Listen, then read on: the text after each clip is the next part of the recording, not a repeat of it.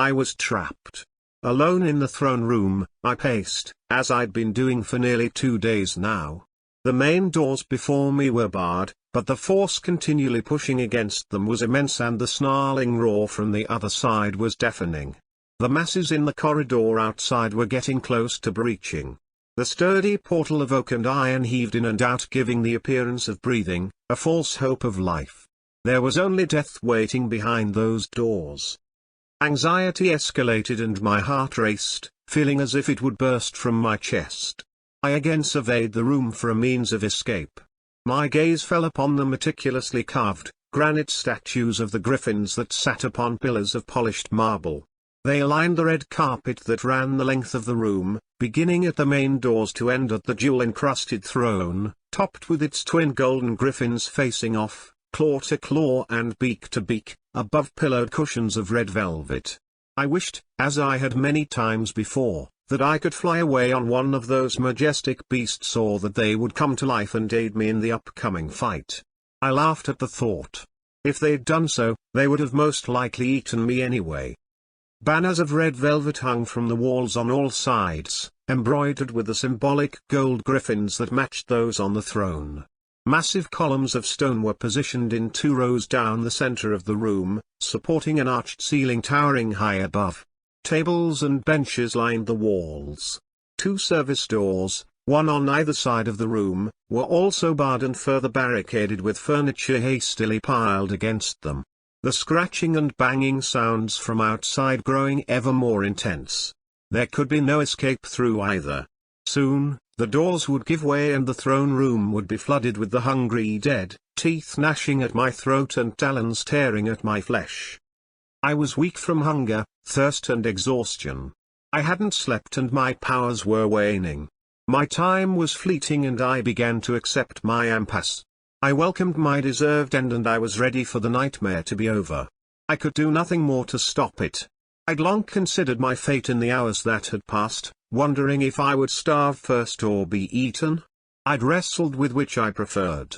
It's surprising what goes on in your mind when death is certain and you've ample time to think about it. Now, as the doors groaned and the hinges creaked, I worried less about lack of food. The events that led me here repeating themselves in my head. My thoughts recalled the beginning of this madness and worse, to how I'd helped bring it about. I should have stopped Volos, but instead I aided. He was my friend and I was foolishly honored when he asked for my help. I knew the magic he sought was far beyond his skills, yet I said nothing. My bond of friendship may have caused the end of my kingdom and the horror unleashed as me to blame. Volos wanted vengeance for the way the king laughed at his request to wed his daughter. I could never explain her attraction. He was an ogre of a man, twice her size and twice her age, and she was beautiful, but they were in love. I'd suspected some magic spell or potion was involved, but I never asked. However, that's not what concerned the king. Volos wasn't of noble heritage and that's why he was laughed at. When the king refused what he'd considered a ludicrous request, he insisted that the only way Volos could marry Eshtal was over his dead body. The king and nobles laughed hysterically at this. That's when Volos knew what he had to do. He couldn't beat the king in a challenge of single combat and he dare not strike him down using magic as he would surely be a suspect. So, he plotted something far more covert and sinister for the king. The magic Volos wished to use would require assistance, for it was dark and unpredictable. He had no experience in the art of necromancy. Volos was a friend and a mentor to me and I was someone he could trust. He came to me for help. I owed him both as a friend and colleague, so I agree. I didn't understand how my specialization in pyromancy would be of any benefit, but I stood by his side for moral support if nothing else. Now, I realize helping him was a mistake. Neither of us truly understood the powers we were wielding. We were simple children toying with magic far more powerful than we could fully comprehend. Volos and I studied spells based on the writings of powerful necromancers we knew far too little about. We searched ancient texts and read scrolls older than the kingdom itself and found a way to administer a terrible and deadly curse in the form of a potion. Volos wanted to inflict pain upon the king, and the necromantic elixir we created would damn him to a restless afterlife, forcing him to walk the lands as a spirit, suffering in never-ending sorrow and despair. Volos insisted the king was deserving of such an end. He wanted to make sure that even after death the king would bear witness to the fate of his daughter and of his family's lineage. He wanted the king to watch as Eshtal lived her life in the arms of the man he so scorned. As the court mage, Volos was always seated at the dining table of the king during any formal event. He used that to his advantage, and during the great harvest feast, when the king rose and walked out to the center of the hall to address his people, as he always did at such gatherings, Volos added the tasteless and odorless toxin to the king's ale while all eyes were on the king. By the meal's end, the king slumped over into his plate and died. As an advisor to the court and the chief physician, it was easy for Volos to explain the aging king's death as one of natural causes. The hastily prepared funeral, organized by Volos, happened the very next day. The palace was packed with citizens paying their respects to a beloved king. Those who could not fit inside the palace gathered outside the castle walls. The vast city was virtually deserted everywhere outside the palace grounds. Volos hurried everything along, and I didn't understand then, but I know now why he wanted to quickly get the body locked away in the royal tomb. Volos knew more about the curse than he'd revealed to me. He'd lied about one small detail. The king would be damned to rise from the dead, but not as a ghostly apparition. For Volos, his celebration of vengeance and upcoming marital bliss swiftly ended. Eshtal was more emotional over her father's death than Volos had anticipated, and she refused to leave the fallen king's side. She clung to the purple and red silks that decorated her father's funeral dais, bawling and blubbering, refusing to subside in her lament. No matter how hard the mage tried to convince her to come away with him, her love of family outweighed whatever enchantment he may have cast on her. While sobbing, head upon her father's chest, Eshtal let out a terrific scream. She insisted her father had moved, that the king still lived. A hush fell upon the crowd as the king sat up. His skin was pale grey and his eyes, black discs void of soul. He slid off the funeral dais and stood before his daughter, his mouth half open, drool dribbling down his chin. Eshtal cried and moved to hug her father, but Volos grabbed her arm, begging her to run. It was too late. The king grabbed Eshtal and sunk his teeth deep into her throat. Her scream became a gurgle as a torrent of blood spilled from the wood on her neck. Volos quickly began an incantation to defend Eshtal and himself, but the creature that was once the king moved at lethal speed and was on Volos, knocking him to the floor and raking his face with razor-sharp talons. His screams were silenced quickly in a spray of crimson and ribbons of torn flesh. Before anyone realized what was happening, Eshtal stood up. The crowd near her gasped in relief, and someone shouted that the princess was not dead. She pounced on the nearest nobleman and tore him to pieces. The frenzied crowd fled in all directions. Hysteria ensued. I moved into position behind a row of the king's pike and prepared my magic while they shielded me from the swarming chaos. The dead fell and rose again quickly. It was a bloodbath of horror, and the dead soon outnumbered the living. I fell back toward the main door as the line of soldiers before me were quickly overwhelmed by the creatures.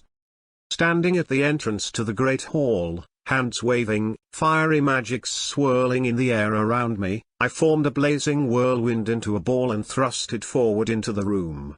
Anything in the path of my fireball, dead or not, was incinerated as it pushed through the crowd. The creatures on the fringes were set ablaze, screeching and running in all directions. But, even given all the power I could muster, the fireball did not slay them all.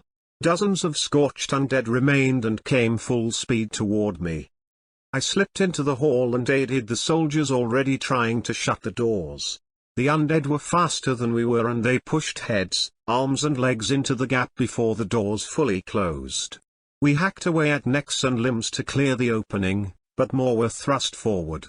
The soldiers panicked and began to flee, and the fight was quickly lost. The halls filled with terror and slaughter. More and more soldiers and citizens were overcome, adding to the ranks of the dead. I ran. I had to stay ahead of the tide of death that now spilled out in all directions. Navigating the halls of the palace as quickly as I knew how, I kept moving. I used secret passages known to few and positioned myself in places of opportunity to cast spells of flaming death upon the cursed as they moved through the corridors. I tried to reduce the numbers of the dead and slow the horde, but the slain rose again so quickly that my efforts were in vain. It became apparent after a short time that I was fighting the battle alone. I ceased to see any soldiers or citizens, and the screams of terror were replaced by the growls and snarls of the dead. The fight was lost. I ran toward the armory. I remembered that there was a way out through a secret panel there.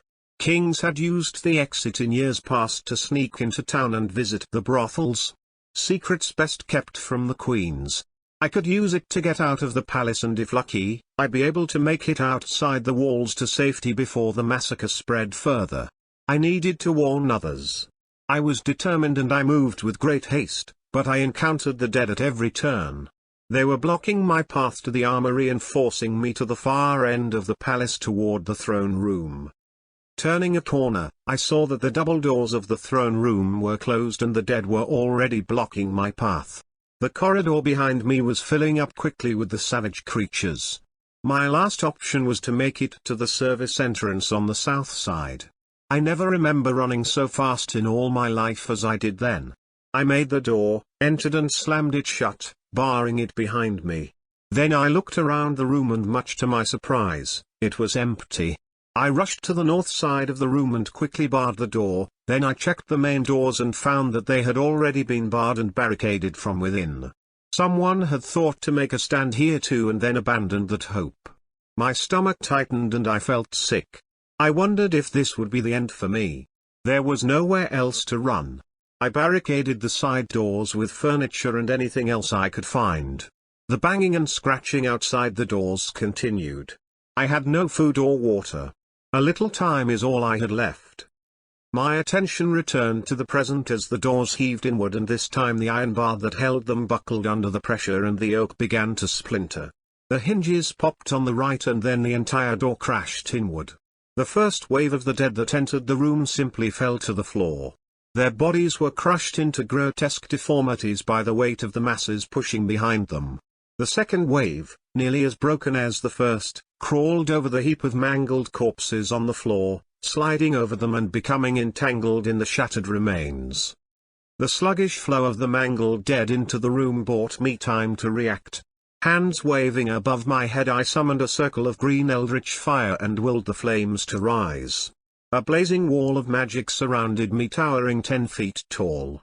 I cast bolts of flame and orbs of fire at the gaping entryway as the dead flooded in over a heap of bodies. Many were engulfed by fire, screeching and burning, but still they came forth, driven by an insatiable hunger for flesh and blood. With a loud crack, the north service door gave way to a similar scene, as did the one on the south wall shortly thereafter. The creatures poured into the room like mud through a fissure. Those still intact, able to walk or run, climbed over the mashed dead and stormed the ring of fire. They charged against the magic flames headlong to their doom, bursting aflame as they hit the wall, only to fall in a blazing pile before it. The carnage grew as the swarm filled the room and the smell of burning flesh was overwhelming. The dead climbed the fiery corpses, and as they perished in flame, others climbed them. Quickly the top was reached and a scorched creature fell into the circle.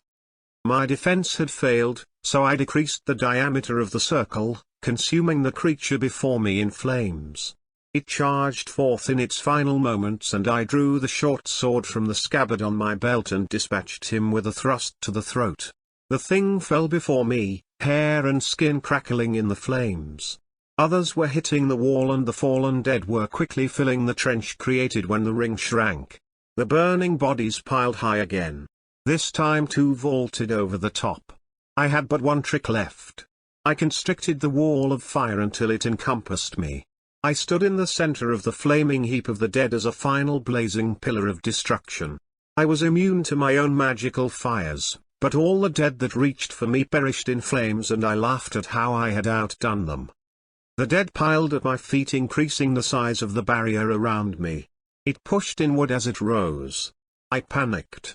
I could not move, locked in place, surrounded by the smoldering dead. Thoughts of being buried alive flirted with my mind, and that is when I looked up and realized that as tight as I'd constricted the circle around me, it was still a circle. From the top of the mound a burnt face poked through the chimney of fire and slid into the tube above me. I held my sword high and impaled the creature, but the weight bore down on me. I needed both hands to push the thing away, but the walls of burning corpses were too high around me and my concentration was faltering. I tried to hold. Then a second burning creature slipped into the tube and then another. I fell to a fetal position in the little space I had left at my feet. The pressure mounted as more of them piled on top of me until I couldn't breathe. My concentration was lost. My power was spent and the summoned flames flickered out. In one last-ditch effort to survive, I fought my way up and out of the pile of bodies. My skin burned and my hair singed in the heat. I realized my sword was lost beneath me as I punched my arm through the corpses and managed to pull myself up far enough to get my head free. I tried to push the smoldering bodies aside and then I felt the pile shifting and moving around me. Slowly, a vision of horror surrounded, as the dead climbed to the top of the pile. The blood-stained faces, broken, flesh-ridden teeth, and soulless, blank stares of the dead were gathering to finish me. With my one free hand raised over my head, I proudly presented my middle finger in defiance as their ravenous jaws descended.